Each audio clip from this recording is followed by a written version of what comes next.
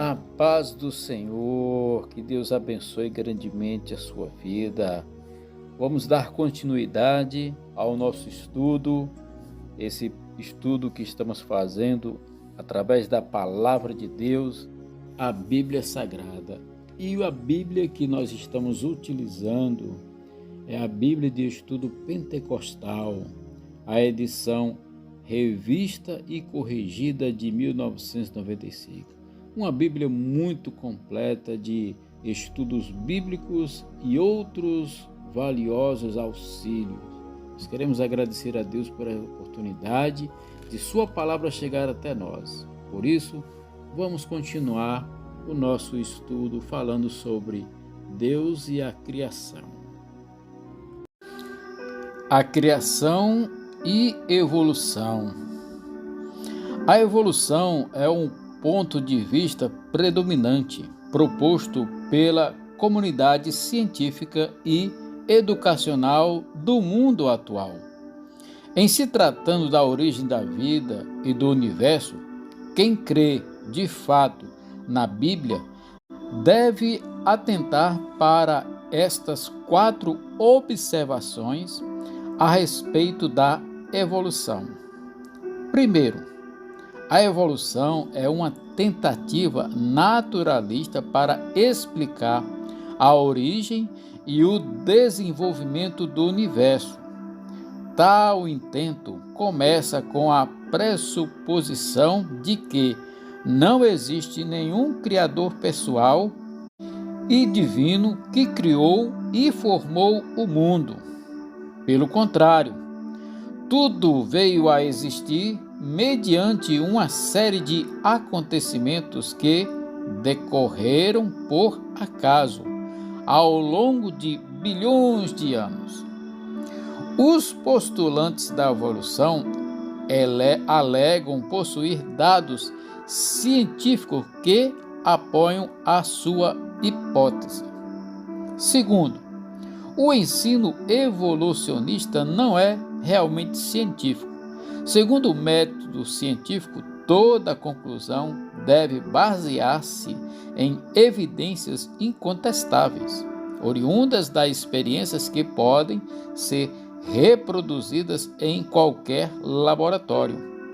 No entanto, nenhuma experiência foi idealizada, nem poderá sê-lo, para testar e comprovar teorias em torno da origem da matéria a partir de um hipotético grande estrondo ou do desenvolvimento gradual dos seres vivos, a partir das formas mais simples e as mais complexas. Por conseguinte, a evolução é uma hipótese sem evidência científica. É somente quem crê em teorias humanas é que pode aceitá-las. A fé do povo de Deus, pelo contrário, firma-se no Senhor e na sua revelação inspirada, a qual declara que Ele é quem criou todas as coisas.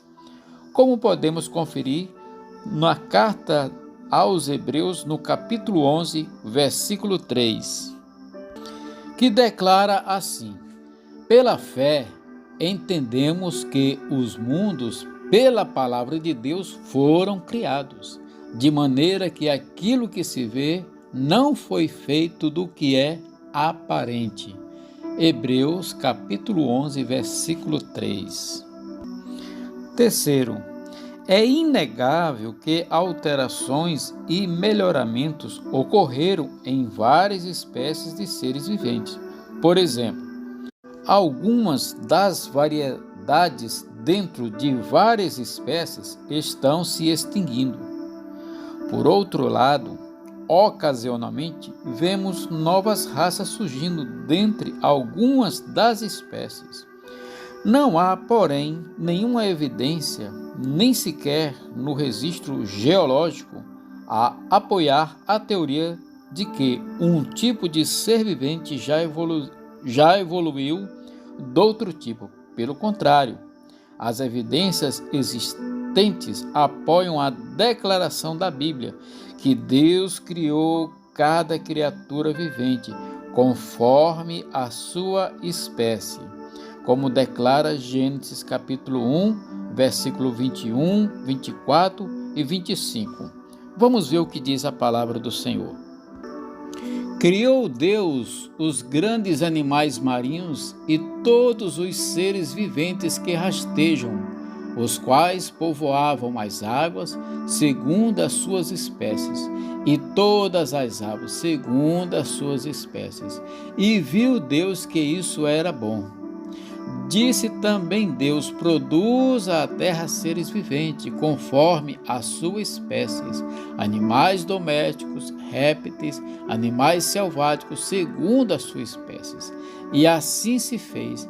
E fez Deus os animais selváticos, segundo as suas espécies, e os animais domésticos, conforme a sua espécie, e todos os répteis da terra, conforme a sua espécie. E viu Deus que isso era bom. Isso são as declarações que estão no livro da Bíblia Sagrada. Em quarto lugar, os crentes na Bíblia devem também rejeitar a teoria da chamada evolução teísta.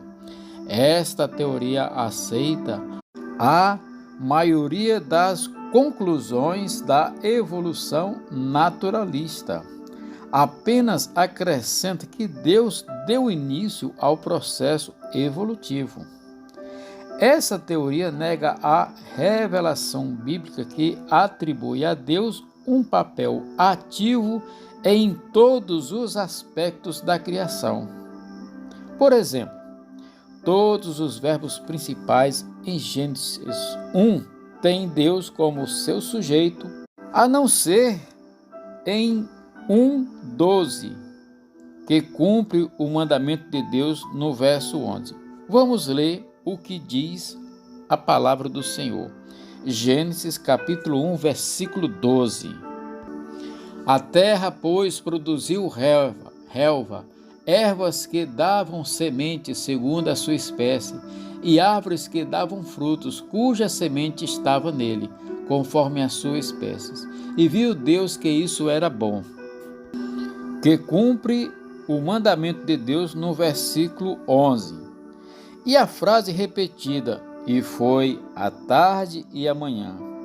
Deus não é supervisor indiferente de um processo evolutivo. Pelo contrário, é o Criador de todas as coisas. Como o apóstolo Paulo, ao escrever à igreja de Colossos, aos Colossenses, ele afirma no capítulo 1, verso 16, que diz assim: pois nele foram criadas todas as coisas, nos céus e sobre a terra, as visíveis e as invisíveis, sejam tronos, sejam soberania, quer principados, quer potestades, tudo foi criado por meio dele e para ele. A Deus a honra, a glória, o louvor pelos séculos dos séculos. Meu querido irmão, minha querida irmã, a evolução da criação, tudo dependeu do próprio Deus. Nada nesse mundo aconteceu sem que Deus tenha a sua intervenção ou a sua ação. Quando nós vamos para o Evangelho de João, no capítulo 1, fala assim: no princípio era o Verbo, e o Verbo estava com Deus, e o Verbo era Deus. E todas as coisas foram feitas por ele, e sem ele nada do que foi feito se fez. Aqui declara tanto a participação de Deus como o próprio Jesus e o Espírito Santo na criação e na evolução do mundo. Amém, meu querido? E saiba que você é fruto da criação de Deus. Deus te ama. Deus, ele quer fazer algo maravilhoso na sua vida. Receba Jesus como teu Salvador, como teu Senhor, e você vai ver as maravilhas em sua vida. Amém? Meu querido, eu quero agradecer a você por ter ficado até aqui. Você sabe, todas as manhãs, às 6 horas, nós temos a oração da manhã. Se inscreva em nosso canal, ative o sino da notificação, deixe o seu like, que isso vai ajudar o nosso canal a ser impulsionado e outras pessoas poderão sim ver esta mensagem. Peço que compartilhe este vídeo e que você seja grandemente abençoado em nome de Jesus.